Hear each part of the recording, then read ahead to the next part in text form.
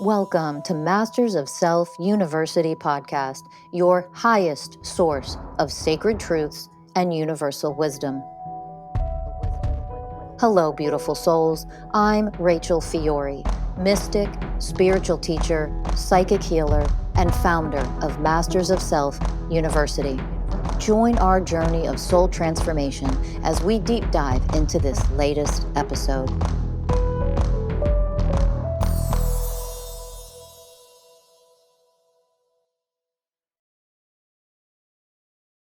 Hello, beautiful souls. Welcome to Masters of Self University podcast.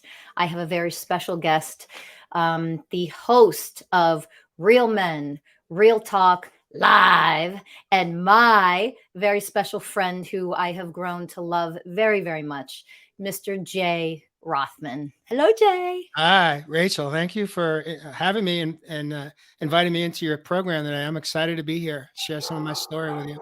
I am so excited to have you here. Thank you so much for being here. So, our episode that we're going to dive into today, our topic is called Overcoming Obstacles.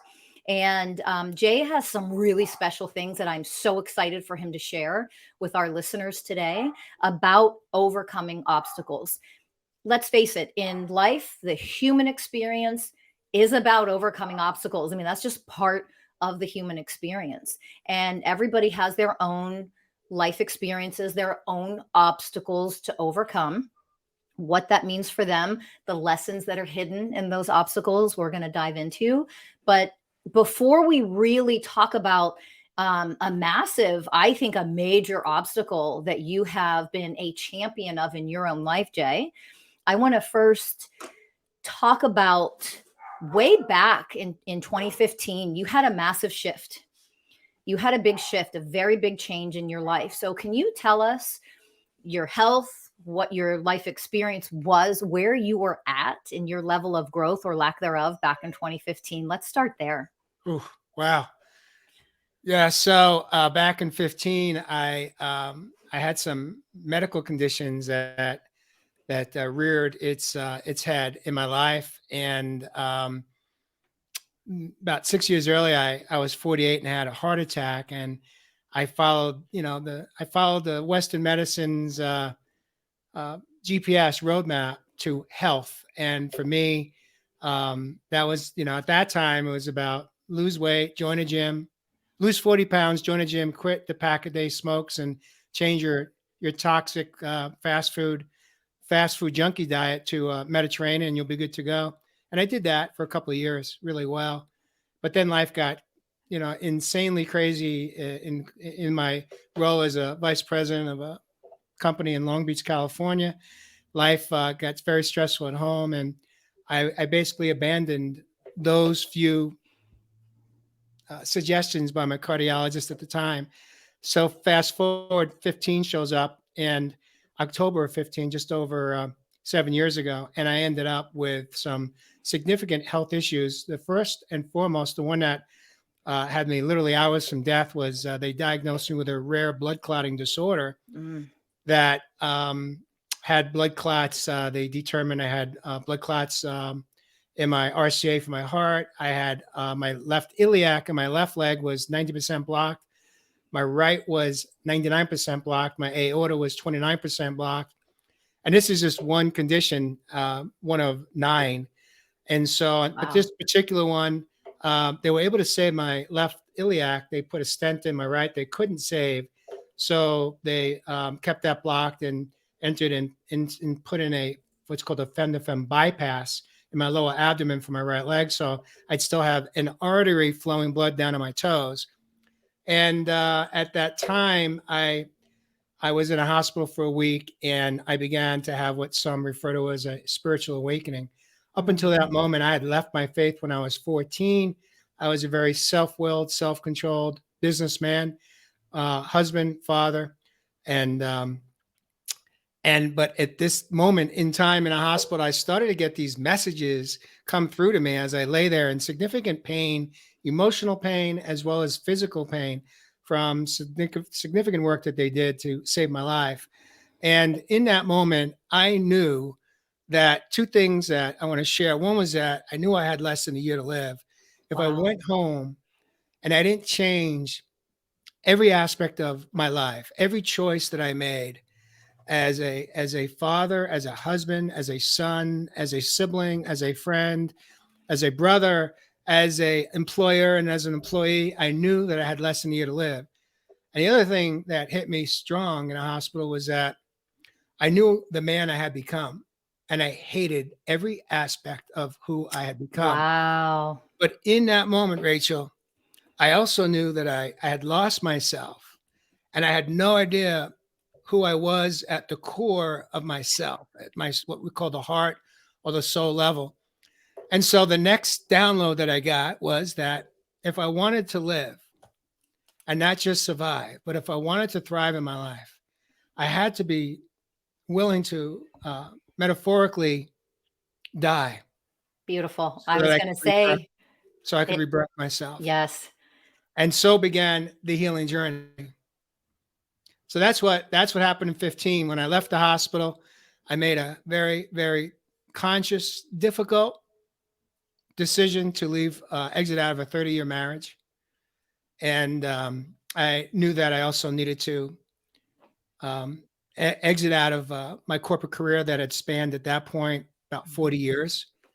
Had reached the pinnacle of my career as senior vice president role. Incredible success in business, but my life was out of control. My health was out of control. My relationships were wounded. They were Wow. damaged. And the most important relationship that was wounded and damaged was the one with myself. And so began the healing journey. And for me, the journey was the journey of coming home to myself, to Beautiful. return to love, the love that I don't know that I ever had experienced, even as a child. I don't know that I um, ever really knew what self love could look like. And as a Yeah. man, especially as an adult male, forget about it, as they say back in New York. Forget about it. Yeah. It just didn't exist in my life, Yeah. and so began the healing journey. And yeah, that's how it all began. I love this. Thank you for sharing that. I want to dissect this a little bit Go for ahead. those listening. You've shared so many amazing, important things that I want to point out. And the first, you realized in your awakening, you had this epiphany that every aspect of who you had become needed to die. Yes. So this is the death rebirth process that we Mhm. talk about in spirituality. This is the old you, my personality, who I think I am, who I have become, who I show up as in my relationships in this world, as a human, as a man, as a husband, as a father, as a business person. I want to point something out because Jay shared he was incredibly successful in business, and yet every other aspect of you was not so much. Yeah. Couldn't be categorized in the level of success. And I think so many men and so many people can relate to that, that they sort of overachieve in business or in finances or whatever. Why? Because it allows them to kind of avoid and ignore the parts of them that they're not so good at, or that their shadow self shows up as, or that their weaknesses or their wounded self is showing and expressing itself in other areas. I think a lot of men tend to overcompensate when it comes to business success, financial success, because everybody in the world says, you're good to go. You're successful. We approve of you, man. We approve of this message because you're a man that makes money. Yep. Right. And Yeah. look at what was happening in every other aspect of you and your Life life. is out of control. I want to share this piece that I don't think I shared with you before, Rachel, but I remember the first time I put on a men's suit. I was just over 20, under 21, and I looked in the mirror. And it was the first time in my life I felt power. I felt Wow. powerful. For the first time in my life, I felt okay. Oh, And for me, that was the gateway. I was like, okay, well, I guess I'm going to become a businessman, because that for me gave me a false sense yes. of empowerment. And what I didn't know was that every other aspect of my life was out of control. Yep. But in that suit, I felt strong. I felt invincible. Yeah. I felt like I could achieve whatever I wanted and needed to achieve in my life. Yeah. And it worked. It worked for many years until it stopped working. Yeah. Yeah. Yeah. And this is the epiphany, this is the awakening that people tend to have with, I need to wake up to something bigger, more elevated. And before we go into it, I want to make very clear to our listeners, it doesn't mean that we're going to talk about what Jay does now. Okay. But before we do, it doesn't mean you cannot continue to be a successful business person. Some people change careers. Some people have that motivation that I don't want to be a part of this world anymore. I want to go do something else. But I don't want people listening this to also think that you cannot be successful. You cannot be wealthy, for example, in business or in finance or in whatever. You could never work in the corporate world if you are an awakened, healed person. Because I think a lot of people that start to awaken, they go down a spiritual path and they think they can't do those things anymore. For some people, you're not going to want to do those things anymore. For other Mhm. people, it will enhance those things in your life if you heal every other aspect of you. So I want to say that first before we continue, because a lot of people get confused with that. Yeah. So you hated the man that you had become. You ended your 30-year marriage. You decided to pursue a different way of being. Mhm. What did that look like? What were your first steps? How Ah, did you first step onto yeah. this path? Yeah. I call them the 5 C's and the 4 A's. And this all came to me still in the hospital. Uh, Oh, the interesting. the 5 C's. The first one was that it took courage. The second C was commitment. The third C is consistency. Mm, The fourth C is compassion of self, compassion for self. Because I knew that if I just went down that rabbit hole of just beating myself up and seeing all the things that had unraveled in my personal life, and if I just lived in that, it could easily have taken me out into guilt, shame, of course, mm. blame of Yep. others. Yep. But in the end, I knew then that it wasn't about the other people. It wasn't about anybody but myself. And through those 4 C's, as I said, the last one was compassion of self. It brings you to clarity. Yeah. And then as far as the A's go, the first A was awareness. If I Love didn't it. have my awakening in a hospital and I wasn't aware, I would have gone home doing what I had been doing for 54 years of my life, which was sleepwalking through my life. And Yeah. so instead I had the awareness. The second A was acceptance. Mm, Acceptance that my life trajectory had brought me to this point, and now it was do or die. And of course, the third A, it was awareness as acceptance. Um, I'm having a mind blank on the next A. It'll come back to me when it does. I'll bring it back out there. But perfect. yeah, it was a beautiful process. And what I realized about 3 months after I left the hospital, I knew that my time in corporate America was pretty much on the back end. But I also was going through a massive grieving process, and I had really never done that as an adult male. Believe it or not, I really never had done it, at least in a healthy way. And I found myself literally starting to cry every day Mm, as I was living in Huntington Beach, California, along the shoreline, doing a lot of healing work. And at first, I realized that what I was grieving was the death of a marriage. yeah. Even though it was my choice to exit out, Yeah. there was a lot of pain. There was a lot of sadness. There was a lot of um, awarenesses that I hadn't had before. And through that Such process, I as realized, awareness, such as, because you've mentioned one of the A's, and I teach people in our coaching programs at Master Self University. Number one, first and foremost, most critical thing that we have to increase within ourselves is self-awareness, self-awareness, self-awareness. You cannot heal without self-awareness. So when you were grieving and you had awareness, you were increasing your level of self-awareness. Give us an example of what you were becoming aware of about yeah, yourself, within that's a yourself. brilliant question. And I'll tell you what it was is that for years, it was easy for me to blame my partner for all of my unhappiness or Mhm. issues that were going on. And I realized that although, she had her own baggage, she had her own Sure. stuff that she was dealing with. But I realized that my issues were really less about her and all about me. And I Beautiful. realized that if I wanted to live, I had to be willing to really own 100% of my part. And this is an interesting concept because my mom was still alive. Mom, I love you. But she Mhm. never understood when I was like, Mom, I'm 100% accountable for my marriage breakup. And she said, but what about the other 50%? Sure. What about your wife? Why are you taking 100% responsibility? I said, and I'll say it here, is that I'm taking 100% accountability for my part.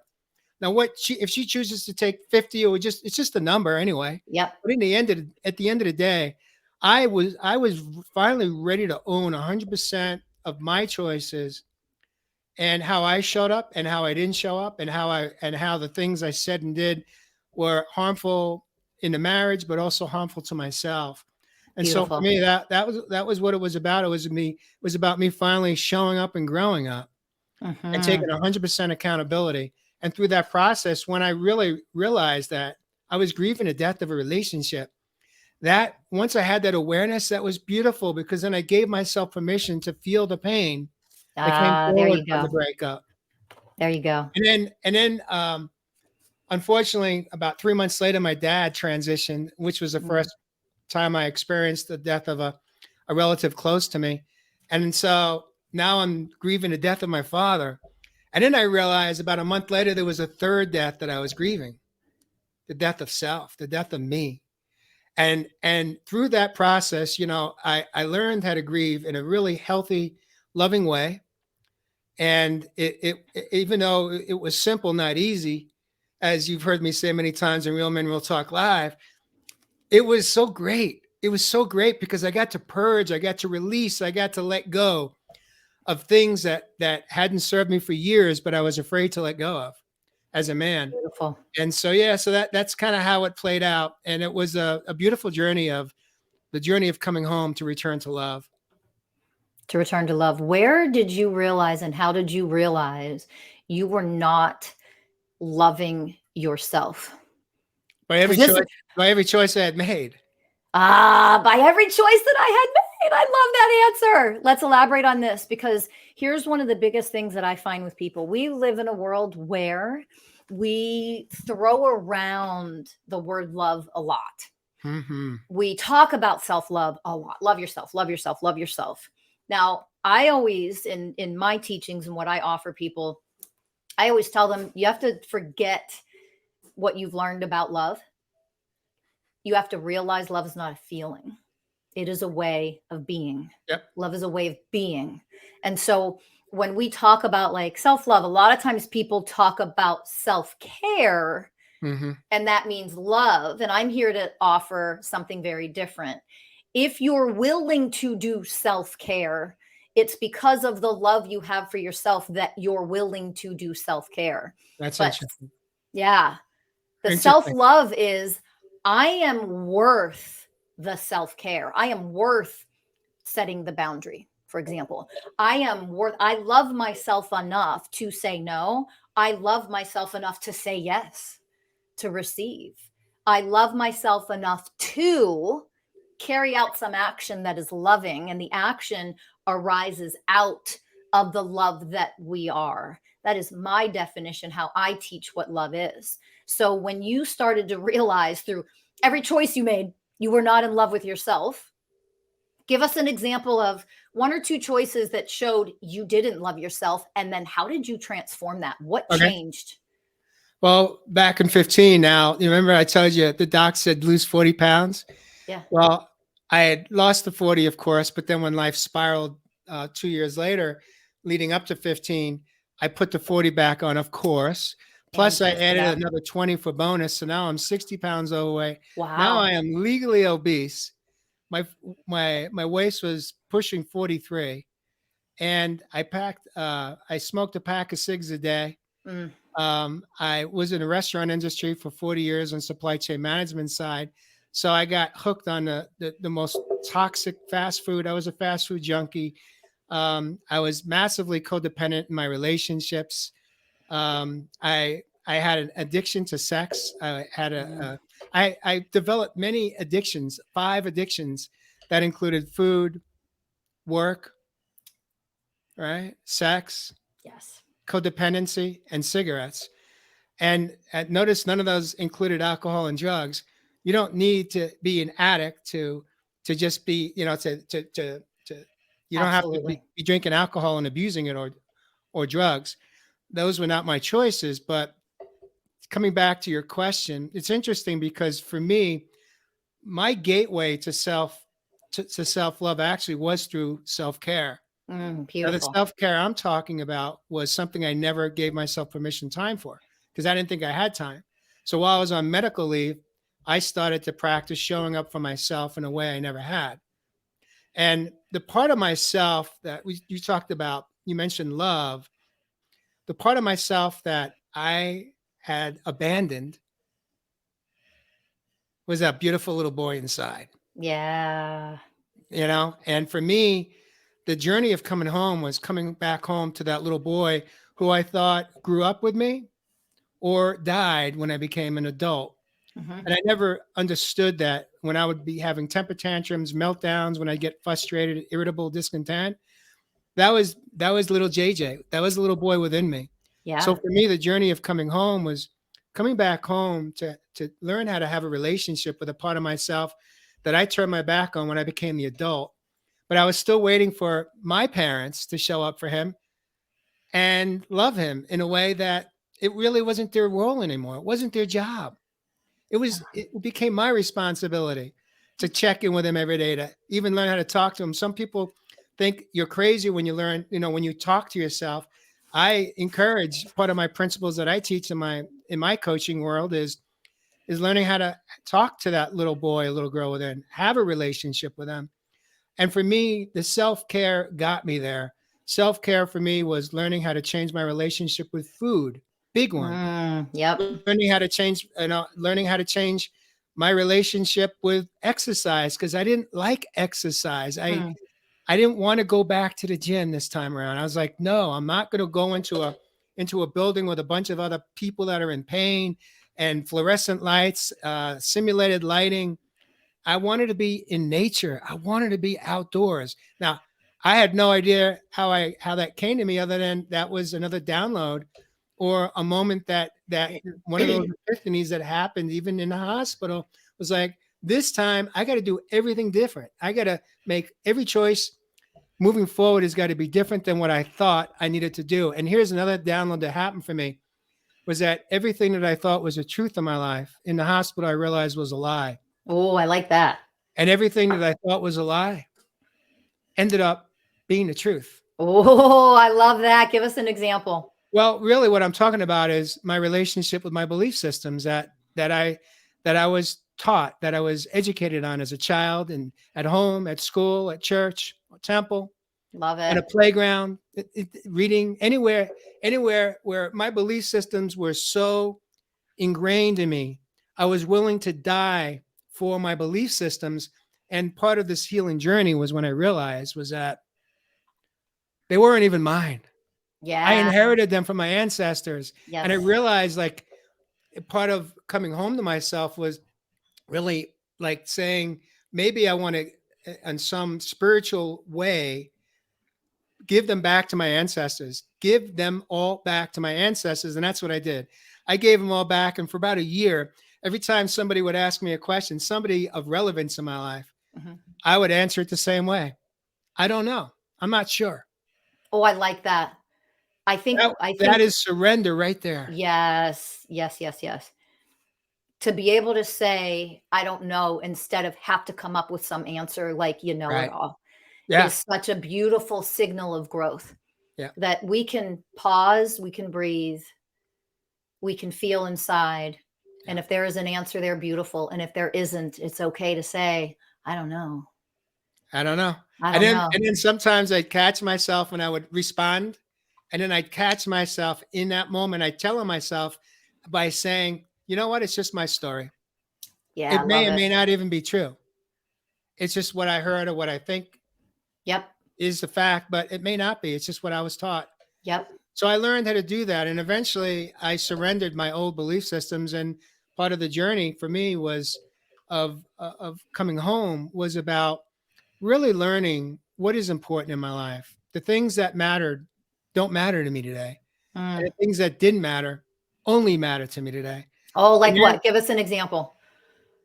Something that didn't matter before, but now, right here, right now, I've awakened enough, I've healed enough, I've elevated enough that I value this now. connecting with people. Ooh, good one. And Interesting. that's after first connecting with myself. So for me, for example, 2 hours ago, I packed a bag and I went out into the wilderness because I knew that you and I were going to be together today.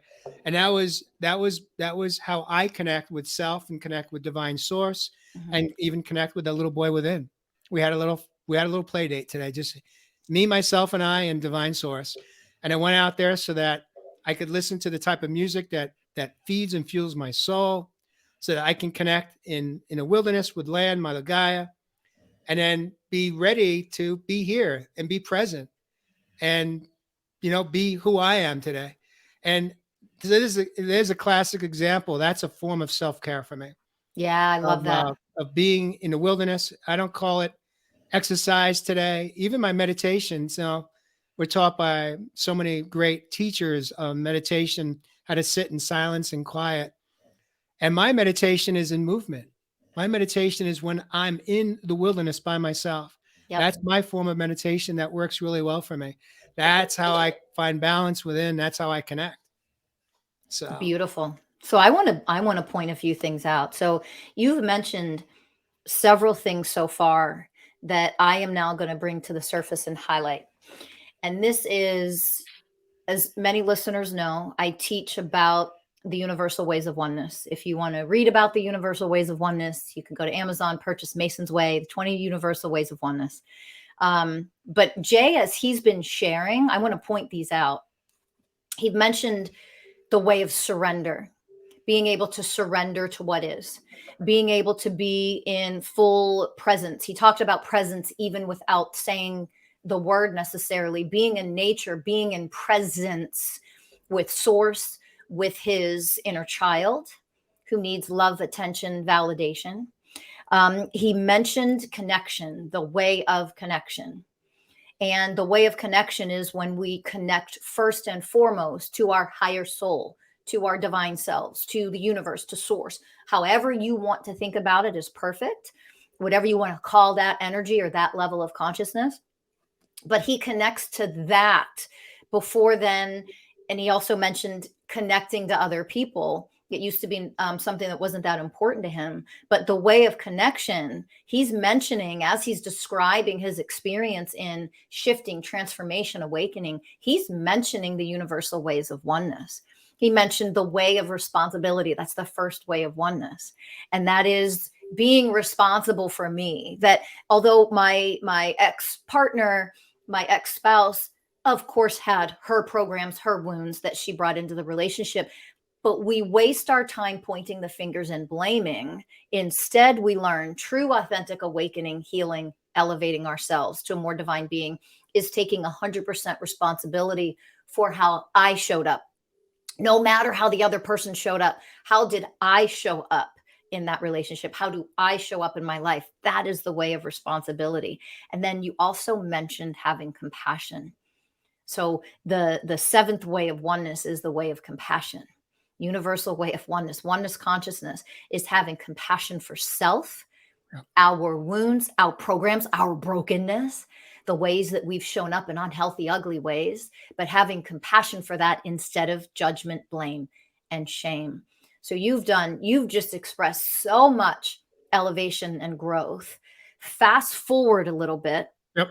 What is different in the way that you interact with people, in the way that you carry out business? And we're going to talk a little bit about what you do as a coach today, but we'll get there.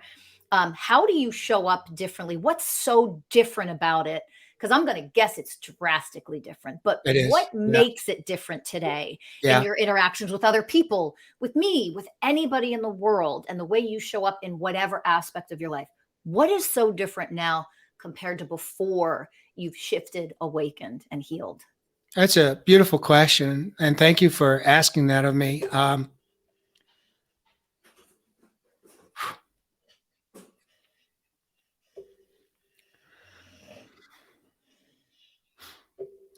It's about connecting at the soul for me. I was always in my head. It Mm, was always about the next deal. It was always mm, about the next sale. It was always about the next recruit. It was always about achieving something in life.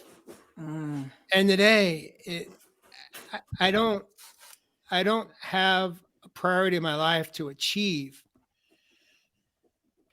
things in business today.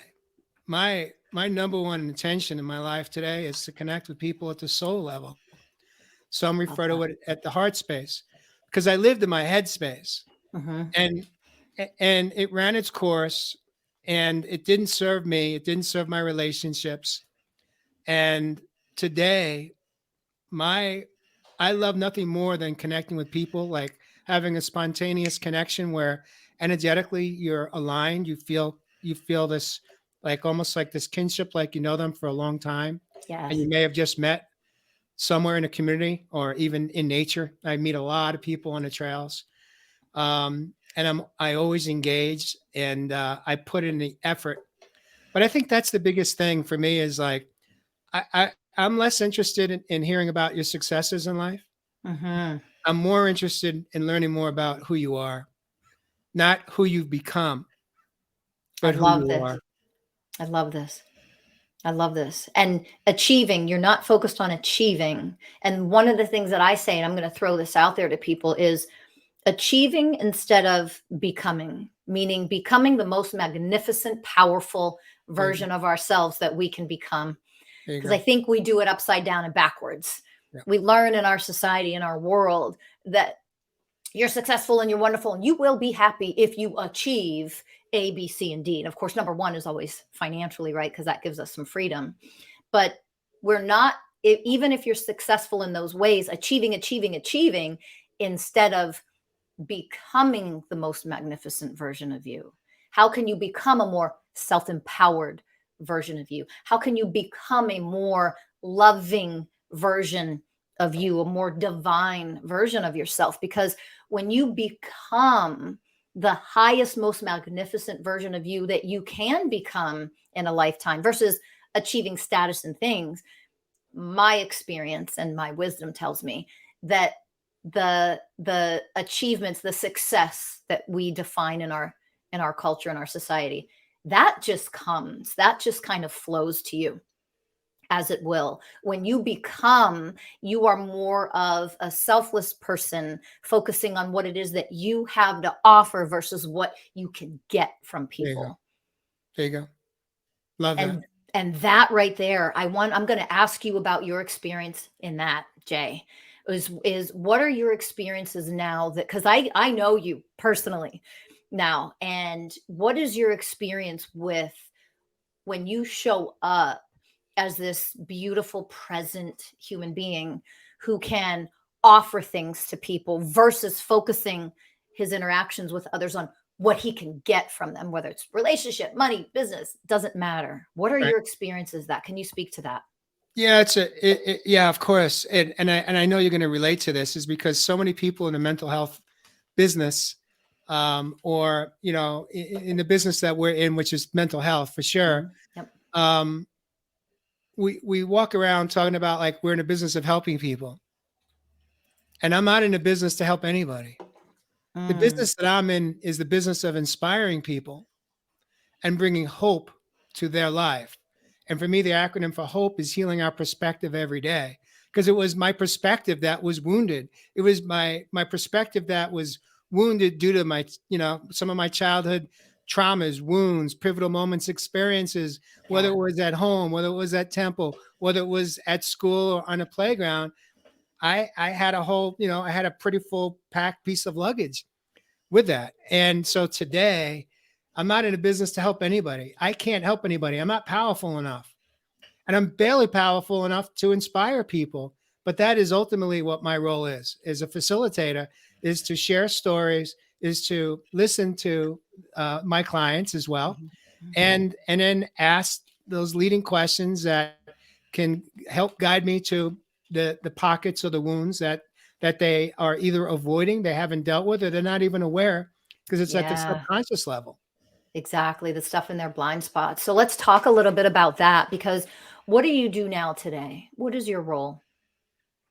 What do you do as a profession now for those who may not know? As you could see, I say mindset coach. It changes by the hour. Sometimes I'll just refer to it as a transformational coach, and sometimes I'm just a coach. But at the end of the day, it really is. It really is about part of what I do is share parts of my story um, that bring some hope to other people that it's possible, whether it be on the relationship side, whether it be on the business side, finding your passion in life and letting that be your truth, letting that be your guide, whether it be your relationship with health and wellness, which is a massive one, especially coming out of COVID, looking at how just being more of a conscious observer in my life today, which is a big part of the principles that I share as well, is becoming more of a conscious observer and paying attention to how people are treating themselves and Mm, what and we are becoming, I believe, we're going in the wrong direction as far as health and wellness goes. We are leaning heavily into self-destructive behaviors and choices to bring comfort, and that's what nearly killed me. So mm. I'm not a big advocate of that at all. I'm an advocate of tapping into a part of yourself that you may not even be aware of you have within. You see, we grew up Yes. in a country where you've heard this term knowledge is power. And so we go to the next retreat, we read the next book, we take the next course, we listen to the next podcast. We go to the next thing, thinking that Yep. we're gonna get the knowledge, and with the knowledge, we're gonna have what we need. And Yep. then we integrate, we go back home, we integrate back into our routines, into our schedules, and within a month, all that we left enthusiastic about and excited about is pretty much gone. And until we I sign up for the next retreat and the next thing. And so here's the challenge that I have with knowledge is power. It's not enough. Nope, I'm with you. And I love that you said that. When people say that phrase, I always tell them that's a bunch of crap. I'm going to challenge you on that one. Sorry. Knowledge is not power. Knowledge is mind clutter. Knowledge is mind clutter. So what is at the higher level that knowledge is power is the fourth A. So I said I'll come back to the four A's. The first A is awareness. The second A is acceptance. The third A is accountability. Yes. Time to show up and grow up, people. It's time to take your life back. And then the fourth A is action. Yeah, I love it. Action. When we come out with all this new knowledge that we think is going to change our life, and it doesn't because we haven't taken the action step. We haven't Action is integrated. where the superpower within is waiting for us to show up. Yes. When we tap into changing, making changes, I call them non-negotiables, daily non-negotiables, changes or I call it non-negotiables. You could call it spiritual practices. You could call it rituals. But taking action steps that you hadn't taken before to learn how to take care of yourself, to learn how to love yourself and experience that, for me, that's when you begin to tap into superpowers. And so I Agreed. definitely hope that we could take some time today to share one of the most incredible stories around how I tapped in my superpowers just in the last couple of years that I had no idea was even possible. I would love to hear that. And I want to add very quickly that I've mentioned already what I teach is knowledge is mind clutter.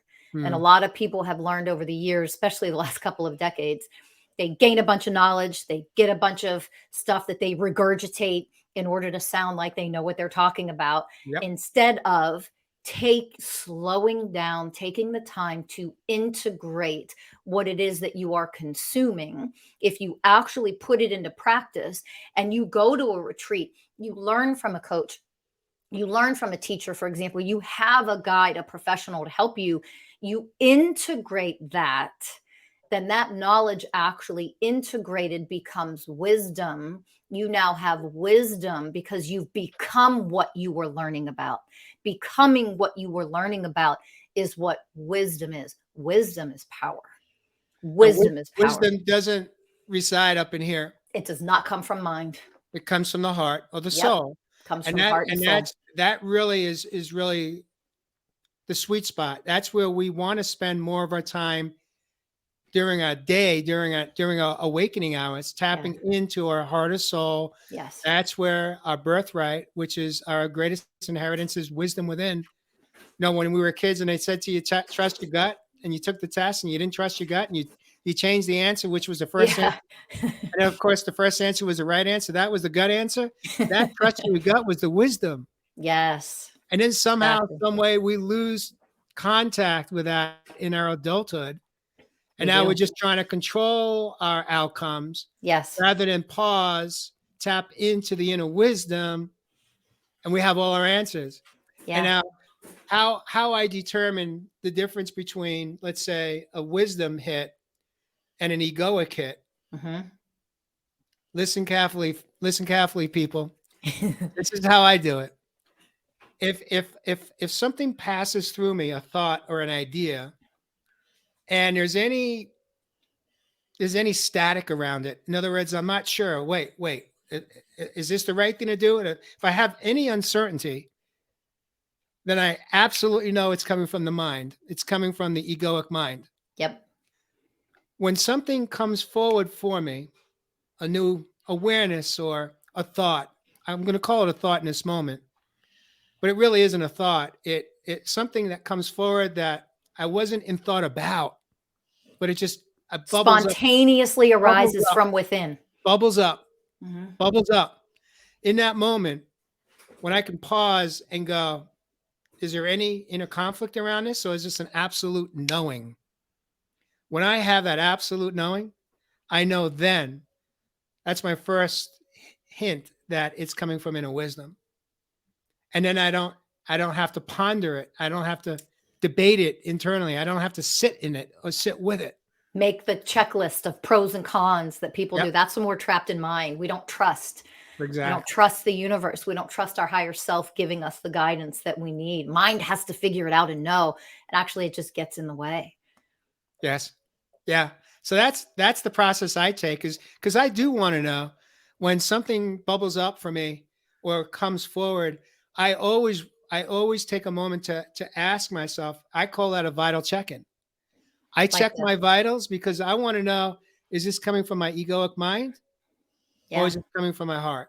Yeah. Because if it's coming from my egoic mind, then I want to pause and I'm not going to act on it. Because if I'm acting, and most likely I'm reacting. Fantastic. To try to control the outcome. Great self-awareness. I want everybody to hear that. Here's the beautiful thing about coming home, is that coming home doesn't have to be lonely. See, I felt lonely a lot in my life. Yeah. And today I don't, because I have a relationship with what some refer to as a higher power. Some refer to as God. Some refer to as Jesus. I call it a divine source. But I know that at any given moment, if I want to connect with myself, I can. If I want to connect with divine source, I can. And I do. I do on a daily basis. So that right there is oneness. That's an aspect of oneness consciousness, because that is the way of connection, is connecting to the consciousness, the universe, the power that we are an extension of, which is why it feels like nurturing, warm, loving, supportive when we connect to that energy. That people, you realize on a deep level, even if you feel lonely at times in life, when you learn and become the way of connection, you are not alone, and you feel that. You feel the divine support that is always with you, that is invisible, that isn't tangible to us while we're here in human form. So that way of connection is priceless, because you might go through phases of loneliness. That's part of the human condition. There's nothing wrong with that. It isn't bad to feel lonely. Those are just emotions that we have to learn to embrace, love, honor, alchemize, right? But the way of connection reminds us that even if we feel a little lonely sometimes, I am never alone, because I have me, meaning I have my divine me. I have this power that is inside of me and outside of me and in every other thing and being on this planet. How could you possibly be alone? You're never alone. Right. And that doesn't come from mind. It comes from this energetic sensation when you really are the way of connection, when you can connect to that power that is inside and outside and everywhere all at once. Yep. So it's magnificent. Yeah. Drop the mic, Rachel. Yeah, I love the conversation we're having today because it really isn't about me. It's about all of us. I mean, Yeah. my story is all of our stories. You know, the Yep. name may be different, the body style may be different, but Yep. we all are going to reach a point in life where we're in pain or we're suffering Yep. emotionally, mentally, physically, spiritually, and or any of the above or all of the above. Yeah. And then it just comes down to um, you know, do we have that moment, that defining moment where I call it the hammer wasn't enough when I had that heart attack at 48. It wasn't enough. Wasn't I enough. needed to get the sledgehammer 6 years later, and realize that I didn't have that awakening at 48. And Yeah. and here's where I take that is that many of us, when we have this awareness that we didn't get the message, we didn't get the lesson, Yep. we go to regret, we go to resentment, we go to guilt, shame. We could even blame other people for that. Yep. But here's how I embrace it today. I don't live in regret today. I don't live in resentment today. What I what I choose to live in is that we all have our own soul journey. Yep. And I had to go through 6 more years of inner pain There you go. to be that much closer to death to have my awakening. Yes. And that is really even helps me embrace and accept other people that I love dearly and I care dearly about. And they're not like awakening quick enough for me, or Yeah. they're not making those changes, whether it be friends, relatives, right? Yep. Children, Exactly. whomever, Yeah. relatives, children, of course, family. But at the end of the day, I really practice today embracing that each time, instead of getting impatient with them or frustrated, I go to empathy today. And empathy for me, the gateway is it's reminding myself it's their soul journey. It's their soul journey. And some people they don't have that sledgehammer hit them over the head in this lifetime. They suffer to the end. Yeah. Very true. And to remember, I was once where they were. I Yes. think that's important for all of us to remember. The details might be different. The story will look different. Everybody is in human form. They have their own unique journey, their own unique human experiences. So the details are different, but the bottom line is still the same. We have all been that person who was unawakened, who were doing, we were doing unconscious things, just our mental programs, our emotional programs, the stuff in our blind spot and our subconscious were overrunning us, running on autopilot. We had no self-awareness that our reaction to something or a life experience that we were going through Yeah. was we were running on autopilot in an unconscious way. We had no awareness of it. We were those people to whatever degree, it doesn't matter. We've Well, been there. yeah, and here's another piece to the peak here, to the summit, is that I left my faith when I was 14. So I had zero relationship with God or a higher power or source. Mhm. Zero. And it wasn't until I was in Cedars-Sinai Medical Center in Los Angeles where everything changed back in October of 15. And some people say it probably was easier for me because I didn't have that adult relationship with a faith or religion, Mhm. because I had stepped out of it. I didn't have a need for it in my life. At least I didn't think I did until my awakening. And Mhm. they say, some people say like timing is everything in life, and I'm just so grateful that that happened for me because it doesn't happen for everybody. Yeah, it doesn't. It Yeah. doesn't. And I want everybody to hear that. There really are people who, no matter how much they're suffering, they are not going to wake up in this lifetime. And what that challenges us, who that challenges us to become, is somebody that is in the way of surrender, in the way of truth to that, in the way of patience, in the way of honoring others for where their soul journey is leading them. There is a reason for it. that is more divine and bigger than we can imagine, it's none of our business anyway. Oh, guess what? None of our business. Why someone else might not be awakening. That is none of your business. What it does do is challenge us to become more elevated. That never means superior, more elevated, brighter in our light, to compensate for the fact that this person in their shadow self, they're not going to awaken. And that's okay. But it is up to us to awaken everybody else. And the ones that are awakening, to remember you are not just awakened. That is a journey of elevation until the day you leave and transition out of this human form. You're not done. So you go higher and keep going higher. That helps to pull other people up.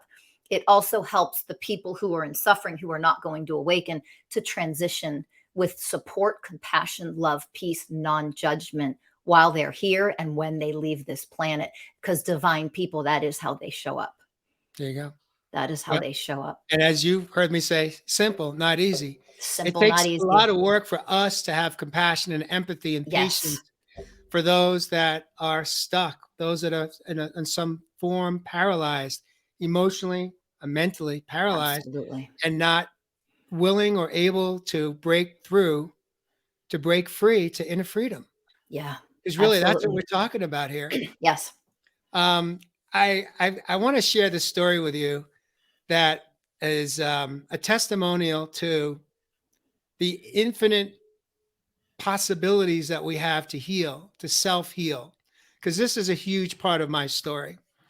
Back in, I mentioned that I had a bypass put in for my right leg back in 15. Well, in 2018, Mary, my partner, and I came to Arizona for the first time as a couple for to house sit a friend's house for 5 weeks. And this was June and July. And during that time, that was when I actually launched my first podcast, Real Men, Real Talk Raw. It was just like what you're doing here with me, an interview platform. And we also did 15 hikes in the dead of summer. That was the first time that we did any massive hikes. We did a couple of hikes in Southern Cal leading up to our trip. But the next week, I went back to Cedars for a semi-annual checkup. And the doctor did the check the stents and the bypasses and all that. And they told me, we have a massive problem with your right leg. Your bypass is 100% blocked, or what they say, occluded. And I looked at the doc and I was like, that's impossible. I just came off of 15 hikes in the dead of the Phoenix, Arizona summer. You're talking afternoon temps, sometimes up to 115 degrees. And we were out in the wilderness. And they said, you're right. Something is not making sense, because we found a pulse or a blood pressure at your ankle at 70%. And it should be at about 5% right now, because you have no arteries left in your right leg and your bypass is blocked. So can you stay? We want to keep you extra today. We want to do some additional studies to figure out what you have done to your leg. I love that. Oh, this is great. So of course I agreed, and they kept me. And in the testing, the studies they did, they determined that there were 2 new vessels that were not there 8 months earlier when they did the last test. Wow. And they said, now they're looking at me and they're going, what have you done? How did you do that? Now, what happened 8 months earlier was, back in 17, Heal documentary had come out. Kelly Dora's film. Yes. And Dr. Joe Dispenza, who I had never heard of before that, because I wasn't in this world that we live in today, you and I was introduced to him through the film, through the documentary in Santa Monica, where I saw it. And I learned about his plight, that when he was about mid-20s, he was a triathlete, and he got hit by a car and he was paralyzed. He broke 6 broken vertebrae. And the only solution that Western medicine had for him was to do surgery and put in what's called Harrington rods into his spine to straighten out his vertebrae. But what would end up happening was, they said that you won't be paralyzed anymore, because he was paralyzed. Mm-hmm. However, you'll have pain for the rest of your life. You're going to live in discomfort.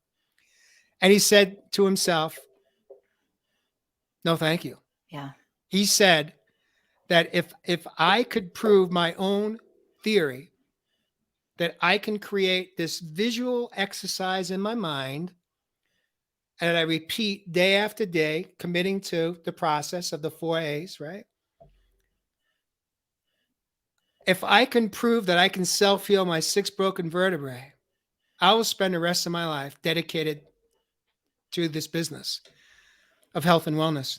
And he went home, and he shared in how he did it is he sat in a wheelchair, and he just every day kept trying to create this visual exercise in his mind where he would see his vertebrae in his spine in total alignment. And it wasn't working. He kept failing. And all of a sudden, something shifted through the process over the weeks. And all of a sudden, everything started to come into alignment.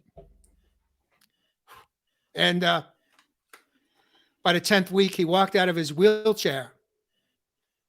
And by the 11th week, he was on a new bike. And then I listened to that, and I was like, I need to listen to this again and again and study Yeah. how he did it. And I didn't meet Joe, Dr. Joe. I just studied how he did it. Yeah. And I decided if he could do it for his vertebrae, I've got to be able to do that for my own blood flow. I've got to be able to create what's called collateral blood flow in my body through healthy choices, through nutrition, through movement, through detaching, cutting the cords to Yep. toxic people, places, and things in my life, and basically bringing my life to a very simplistic form. And that's what I did. And over 8 months, right around about the same week where I went for that last test, when I got introduced to Dr. Joe, for 8 months along the shoreline of Huntington Beach, where was the last home where I was living in California, I did that daily. And that was the only thing that I did differently over that 8-month period. Wow. So fast forward, I said to my surgeon, what are my choices right now? And he said, you don't have any except one. You need to have surgery right away to put a new bypass in your leg. Because he said, if you get an infection or you get something, you scrape up, even a simple scrape can turn into an infection. And then you could get gangrene set in because you don't have normal blood flow going through your leg. Your leg will be amputated. Yep. And I said, but wait a minute, doc, you told me you've acknowledged that I've created 2 new blood vessels that weren't there 8 months earlier. So let me ask you this. If I get off my beach cruiser saddle and I move to the mountains and I hike daily, is it possible I could get my blood flow to 80%? Maybe. Can I get it to 90? And he's like, possibly, but it's a long road and we don't have time. You need a new bypass right away. And so I said, I'm going to pause on it, doc. I'm going to get back to you. I'm now on a 405 freeway. I called my partner, Mary, up and I said, hey, Mary, remember last week on the drive home, you said to me you were ready to move to Arizona? And I said to you, I don't know that I can do that. I don't know that I can leave where all this healing took place. I don't know that I'll have that same relationship with divine source in the mountains, like what you see in my backdrop, like what I had at the ocean floor. I said, remember, you said you were ready. And I said, I'm not. I go, how long do you think it'll?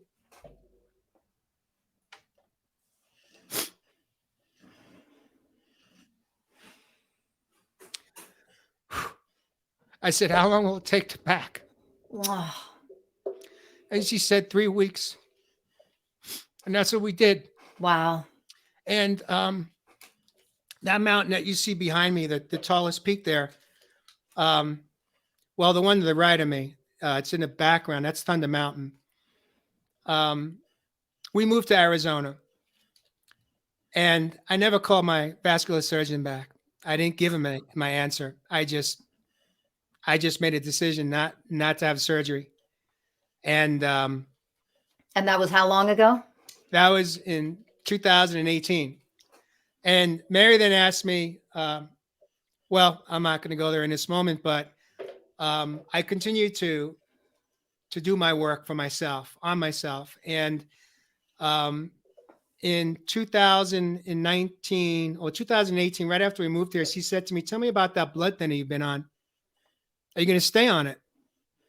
And I'm like, she says, because clearly it didn't do what it was supposed to do. You now have blockages in the bypass. You should have gotten 10 years. You got less than 2.5 years out of that. So why would you stay on this blood thinner that actually has its own set of dangers for you? And I was like, that's going to take some time.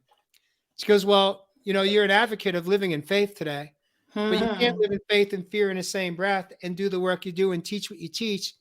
Yet you're going to hold on to this pharmaceutical that has its own set of dangers.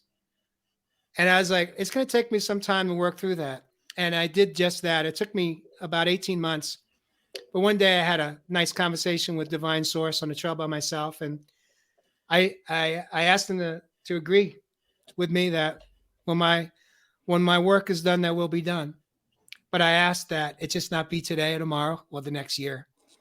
And I asked him if we had a deal. And he said, yeah, we do. And I came home that day and I said, Mary, that's it. No more blood thinner. That was 2019. So that's over 3 years ago. And where I want to go with this story, what happened was in 2020, we woke up one day and Mary and I both had an off day, meaning we didn't have bookings for our businesses. And I said, what would you like to do today? Let's have a play day. And she said, I want to hike to the top of Thunder Mountain, which is the third highest mountain range in Sedona. You could see it in my backdrop. It's in the furthest distance there. And it's at about 6,300 feet elevation. And so what ended up happening was it's a rock scramble. It's a primitive trail. It's not marked. It's extremely dangerous. It is extremely challenging physically, emotionally, mentally, and spiritually. And we did it. We climbed to the peak. We made it without any arteries in my right leg. And that was in 2020. I don't want to say that was perhaps the greatest day of my life. Love that.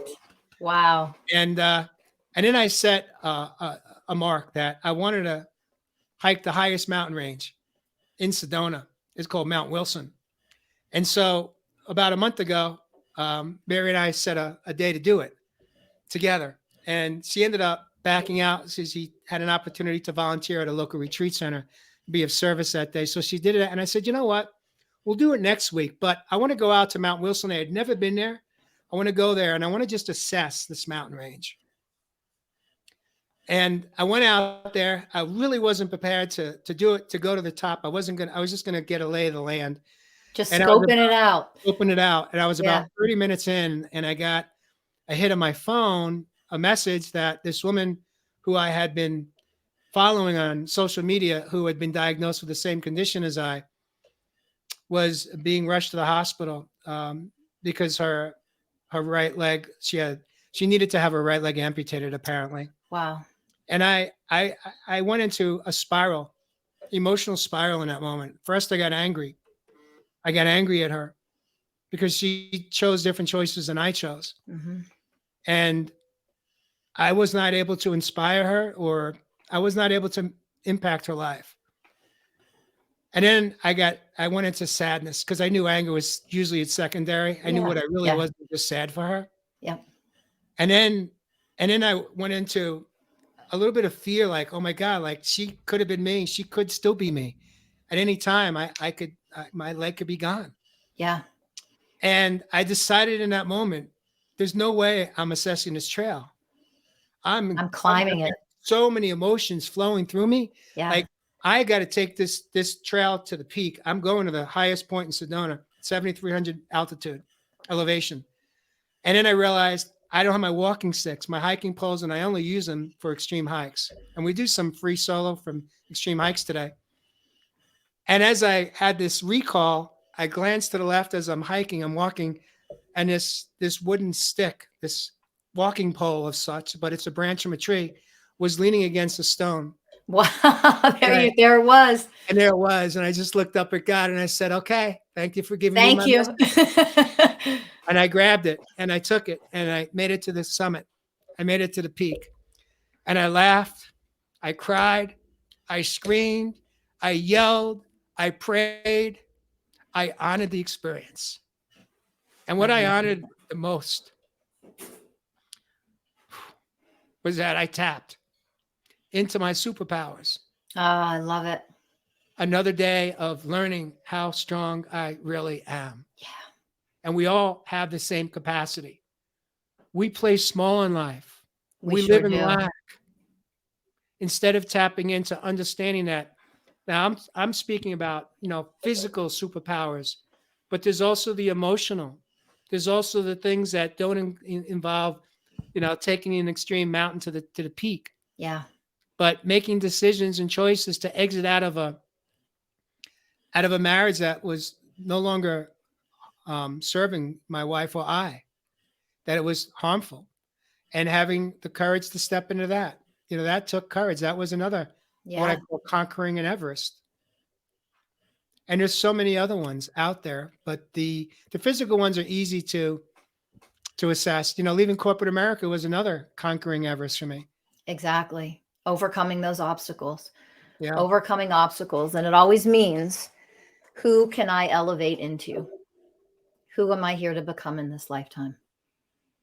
And that's how, when we overcome our obstacles, that is what we are actually achieving: a more magnificent, more powerful version of ourselves today than we were yesterday.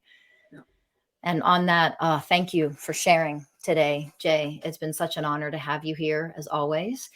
I want you to tell people, before we say goodbye, um, how can people find you? You offer a couple of amazing things: a program called Into the Wild and Hike and Heal Experiences, where you take people through into the wilderness, into nature, and you guide them through a healing experience. Can you briefly tell us what that looks like, and tell us how to find you, where people can Sure. find you for that? Sure. They could find me at healmindbodysoul.com. That's my primary website. And on that website, I have hike and heal experiences. I also have Into the Wild. Hike and heal experiences are a 3-hour hike and heal. And the client or the guest picks a topic. It could be, right now, hike and heal couples relationships is my number one booking. It wasn't until COVID hit. My other one that's popular more with women and men is hike and awaken self-love within. Mm, The other one is healing the inner child, mm. and then hike and happiness. And then I do one for addictions, hike and addiction freedom. And then Beautiful. the other one is just on health and wellness, where I focus Beautiful. more on nutrition and our relationship with our body and our relationship with food and our relationship with people and toxic people, places, and things. And so we go down a rabbit hole, and we kind of dive into the area in your life where that individual is looking or seeking answers, guidance, and some level of inner freedom or inner peace. And then the Beautiful. Into the Wild program is just it's the same program, but it's for on average 7 hours for 2, 3, or 4 days. We Beautiful. do So we more don't sleep. intensive. It's more intense. We don't sleep in the wilderness. Mhm. Why? Because I want to get a good night's sleep, I love it. and I See, and I want to. That's me you don't, taking care of myself. yes, see, you don't have to actually sleep in the wilderness, everybody. Yeah, yeah. So healmindbodysoul.com. Soul.com, and then Healmindbodysoul.com, soul.com, everybody. and the other way you could find me is through my passion project today, which is Real Men Real Talk Live. It is a talk show.